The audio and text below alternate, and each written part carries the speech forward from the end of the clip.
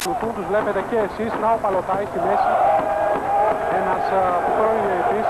Δυστυχώς τώρα βλέπουμε και κάποιους νεαρούς να μπαίνουν στον αγωνιστικό χώρο. Είναι ανεξέλεκτοι εκεί, δεν υπάρχει αστυνομική δύναμη. Βρίσκεται εδώ κοντά μας. Μπροστά μας βλέπετε και εσείς. Αλλά στον χώρο της θύρας 4 κάποιοι έχουν μπει, κάποιοι νεαροί εδώ και πετούν τα αντικείμενα. Κάτω από αυτές τις συνθήκες, όπως τα καταλαβαίνετε και εσείς, δεν πρόκειται να γίνει παιχνίδι, δεν πρόκειται να γίνει το δεύτερο ημίχρονο. Φεύγουν οι διαιτητές, φεύγει και ο Παλωτάη. Ίσως αυτή η τελευταία ενέργεια ήταν καταλυτική για την απόφαση. Τώρα τα ΜΑΤ κάνουν μια επίθεση δυνάμεις των ΜΕΑ. Εικόνες που φτάνουν στη Γαλλία, που θα φτάσουν σε όλη την Ευρώπη. Εικόνες δυσφημιστικές για το ελληνικό ποδόσφαιρο.